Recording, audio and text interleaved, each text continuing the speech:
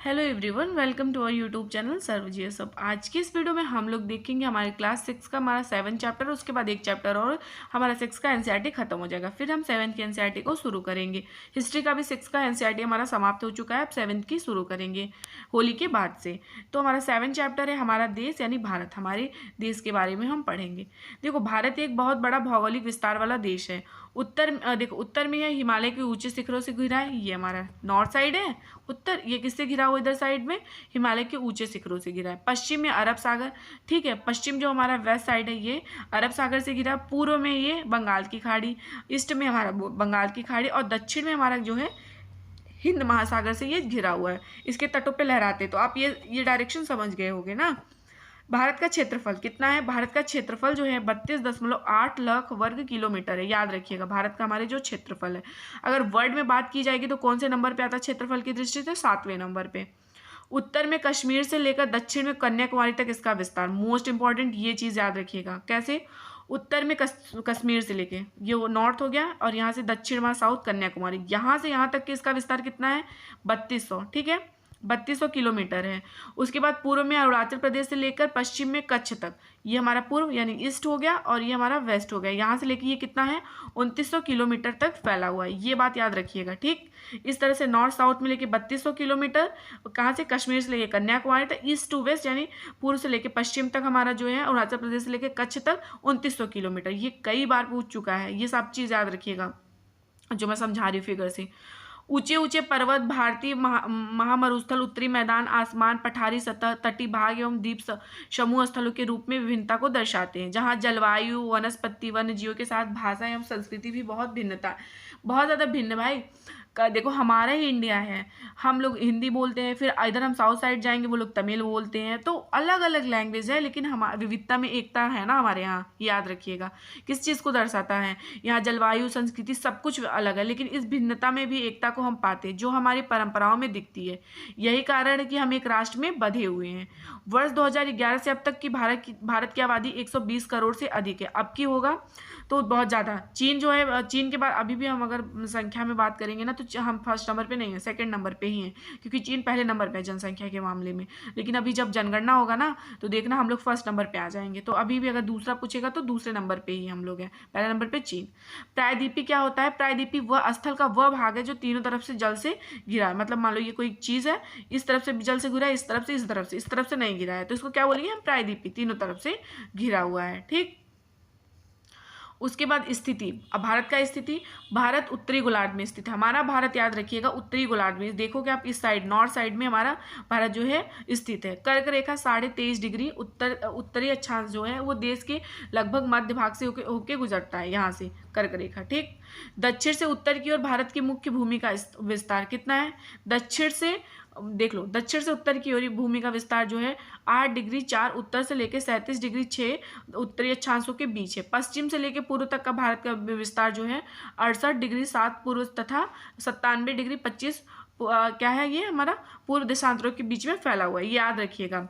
अगर हम विश्व को पूर्वी एवं पश्चिमी गोलार्ध में बांटते हैं तो भारत की स्थिति किस गोलार्ध में है? अभी हमने देखा हमारा भारत उत्तरी गोलार्ध में स्थित है। बहुत बड़े देशांतरीय विस्तार लगभग 29 डिग्री कारण यहाँ के दो छोर पर स्थित है। दोनों स्थानीय समय में बहुत अधिक अंतर हो सकता था। इस तरह इस दूरी स्थिति में दोनों के बीच का लगभग 2 घंटे का अंतर है, ठीक है। जैसे कहाँ से? गुजरात के कच्छ से और अरुणाचल प्रदेश में, ठीक। जैसा कि आपने पहले पढ़ा है कि प्रति 1 डिग्री देशांतर के स्थानीय समय में 4 मिनट का अंतर होता है, ठीक। पश्चिम गुजरात की अपेक्षा पूर्व के अरुणाचल प्रदेश सूर्योदय लगभग 2 घंटे पहले होता है। ये आपसे कई, तो एक चीज़ याद रखिएगा, सबसे पहले अरुणाचल प्रदेश में 2 घंटे पहले सूर्य निकलता है, 2 घंटे बाद गुजरात में निकलता है। डिफरेंस हो जाता है ना, क्योंकि एक अलग अलग छोर पे, यहाँ पे इस तरफ है हमारा अरुणाचल प्रदेश पूर्व में, और यहाँ पे हमारा गुजरात, ठीक है। ये चीज़ याद रखिएगा। और आप पहले ही पढ़ चुके हैं कि 82.5 डिग्री पूर्वी देशांतर का स्थानीय, आप उससे पूछेगा भारत का स्थानीय समय किसको माना गया, तो 82.5 डिग्री पूर्वी देशांतर को माना गया है। इसे यामोत्तर भी कहते हैं, ठीक है। इसको भारत का मानक यामोत्तर भी कहा जाता है, ये चीज़ याद रखिएगा। भारत के पड़ोसी देश, भारत का जो स्थलीय सीमा है, याद रखिएगा स्थलीय सीमा 7 देशों के साथ साझा करता है। कौन कौन सा है? सबसे पहले तो आप देख लो जो सबसे कम करता है, किसके साथ करता है? अफगानिस्तान के साथ 106 किलोमीटर करता है, सबसे कम। ठीक है, ये देख रहे हो ना, थोड़ा सा कर रहा है। ठीक, फिर उसके बाद सबसे ज़्यादा किसके साथ? आपसे सबसे ज़्यादा और कम वाला पूछेगा तो सबसे कम जो करता है अफगानिस्तान के, सबसे ज़्यादा जो करता है वो बांग्लादेश के साथ करता है।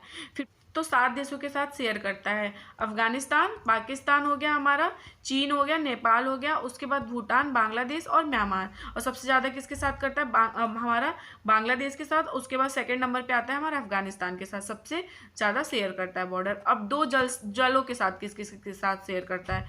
तो पहले नंबर पे आता है हमारा श्रीलंका और मालदीव, इन दोनों के साथ शेयर करता है। आपसे एक चीज़ पूछेगा कि पाक जल संधि किसके किसके बीच में है? तो पाक जल संधि भारत और श्रीलंका के बीच में। भारत और श्रीलंका को कौन अलग करता है? तो पाक जल संधि, इसको कभी कभी मन्नार की खाड़ी भी बोल देते हैं। ठीक है, ये भी याद रखिएगा। उसके बाद राजनीतिक एवं प्रशासनिक विभाजन, यहाँ पे देखो गलत दिया, क्योंकि ये एनसीईआरटी जो है ना वो ये पुराना है। तो हमारे यहाँ कितना 28 स्टेट है और हमारे 8 जो है केंद्र शासित प्रदेश यहाँ है। ठीक है, यूटी है हमारे।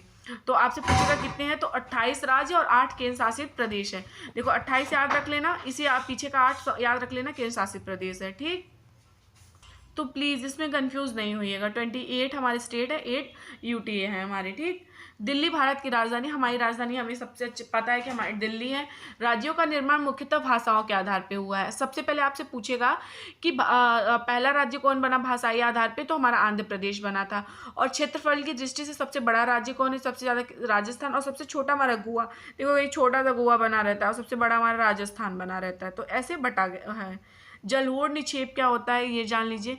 ये नदियों के द्वारा लाई गई बहुत महीन मिट्टी होती है तथा नदी बेसिन में निक्षेपित कर दी जाती है। सहायक नदी कोई एक बड़ी है, उसकी बहुत सारी छोटी छोटी नदियाँ आके इसमें मिल जाती है। जैसे गंगा की बहुत सारी सहायक नदियाँ हो गई, हमारी गोमती हो गई, यमुना हो गई, तो इस तरह से। ठीक, भौतिक विभाजन, भारत में पाई जाने वाली भौतिक आकृतियां विभिन्न प्रकार की, पर्वत, पठार, मैदान, तट, द्वीप समूह। उत्तर में बर्फ से ढका हुआ है, ये हमारा नॉर्थ साइड है, ये बर्फ से ढका हुआ है। हिमालय संतरी का कार्य करता है। हिम प्लस आलय का मतलब होता है बर्फ का घर। हिमालय पर्वत को मुख्यतः 3 समांतर श्रृंखलाओं में बांटा जाता है। सबसे उत्तर में स्थित श्रृंखला को बृहत हिमालय या हिमाद्री कहते हैं, जब सबसे उत्तर में। इस श्रृंखला में विश्व की सबसे ऊंची शिखर हमारा कौन सा है? Mount Everest. ठीक है, माउंट एवरेस्ट। आप लोग बताइएगा माउंट एवरेस्ट की कितनी ऊंचाई है, कितने कितने मीटर? ठीक है, मैंने बताया है। बहुत ही लोकप्रिय पहाड़ी स्थान यहाँ लोग घूमने भी आते हैं। 5 पहाड़ी स्थानों के नाम का पता लगाइए। फिर आते हैं हम शिवालिक। शिवालिक सबसे दक्षिण में स्थित श्रृंखला है हमारा। ये हिमालय के दक्षिण में भारत का उत्तरी मैदान स्थित है। ये मैदान समतल तथा सपाट है। ये मैदान कौन सी नदियों के किनारे पे है? सिंधु, गंगा, ब्रह्मपुत्र तथा इनकी सहायक नदियों के द्वारा है। यहाँ पे मतलब लाए गए जलोढ़ निक्षेप से बने। नदियों के मैदान कृषि के लिए उपजाऊ भूमि प्रदान करती है। यही कारण है कि इन मैदानों में जनसंख्या अधिक। उत्तर प्रदेश इसका परफेक्ट एग्जाम्पल है, गंगा नदी के किनारे बसा हुआ है, पूरा लोगे भरे हुए हैं इसमें। अब देखो यहाँ पे गंगा और ब्रह्मपुत्र। गंगा और ब्रह्मपुत्र नदी विश्व के सबसे बड़े डेल्टा का निर्माण करती हैं। उसको क्या बोलते हैं? सुंदरवन डेल्टा कहते हैं। इस डेल्टा की आकृति त्रिभुजाकार, ट्रायंगल शेप की होती है। डेल्टा स्थल का वह भाग होता है जो नदी के मुहाने पर बनता है। ठीक है, याद रखिएगा आप लोग। उसके आता है भारत के पश्चिमी भाग में भारतीय महामरुस्थल स्थित है। यह शुष्क, गर्म तथा रेतीला स्थल है। यह वनस्पति की मात्रा यहाँ पे बहुत कम है। उत्तरी मैदानों के दक्षिण में प्रायद्वीप पठार स्थित है। इसकी आकृति त्रिभुजाकार है। इसका धरातल काफी ऊंचा नीचा है, ऊबड़ खाबड़ टाइप का। इस क्षेत्र में बहुत सी पहाड़ी श्रृंखला तथा घाटियां स्थित है। इसके उत्तर पश्चिम में अरावली श्रृंखला स्थित है, जो विश्व की सबसे पुरानी श्रृंखला है। आपको एक चीज़ बताती हूँ, मैं शॉर्ट वीडियो भी अभी एनसीईआरटी का टॉपिक वाइज बनाने लगी हूँ, तो आप लोग प्लीज़ शॉर्ट वीडियोस को भी देखिएगा, कमेंट करके जरूर से बताइएगा, मेहनत से बनाती हूँ। विंध्य एवं सतपुड़ा भी महत्वपूर्ण श्रृंखलाएं हैं। इन श्रृंखलाओं से होकर नर्मदा तथा तापी नदियाँ जो है वो बहती है। अब यहाँ से एक क्वेश्चन आएगा। ठीक, क्या आएगा? ये पश्चिम की तरफ बहने वाली नदियाँ हैं जो अरब सागर में गिरती है। आपसे पूछेगा अरब सागर में बहुत सारी नदियाँ दे देगी और पूछेगा कौन सा ऐसा नदी है जो पश्चिम की तरफ बहता है और अरब सागर में गिरता है? तो नर्मदा और तापी नदी ही है जो ये पश्चिम की तरफ बहती है और अरब सागर में गिरती है, ना कि बंगाल की खाड़ी में। इस पठार के पश्चिम में पश्चिमी घाट है सह्याद्री तथा पूर्व में पूर्वी घाट स्थित है। पश्चिमी घाट का विस्तार एक समान रूप में, जबकि पूर्वी घाट बीच में टूटा फूटा है तथा असमान है। इन पठारों में खनिज जैसे कोयला, लौह अयस्क प्रचुरता है, मतलब मिलता है, अच्छी खासी मिल जाता है। ठीक, फिर पश्चिमी घाट के पश्चिम में तथा पूर्वी घाट के पूर्वी तटीय मैदान स्थित है। पश्चिमी तटीय मैदान काफी सक्रिय हैं। पूर्वी तटीय मैदान जो है वो अपेक्षाकृत चौड़े हैं। वहाँ की पूर्व की ओर बहने वाली कई नदियाँ हैं। पूर्व की ओर बहने वाली नदी महानदी, गोदावरी, कृष्णा तथा कावेरी। पश्चिम की तरफ बहने वाली कौन सी नदी थी? अभी मैंने बताया था, कमेंट बॉक्स में बताना फटाक से। ये बंगाल की खाड़ी में गिरती हैं। ये नदियाँ अपने मुहाने पर उपजाऊ डेल्टा का निर्माण करती। बंगाल की खाड़ी में गंगा और ब्रह्मपुत्रा नदी के मुहाने पर सुंदरवन डेल्टा स्थित है। इसके बारे में तो मैंने आपको बता ही दिया है। तो प्लीज़ आप लोग वीडियो को लाइक करिएगा, चैनल को शेयर सब्सक्राइब करिएगा।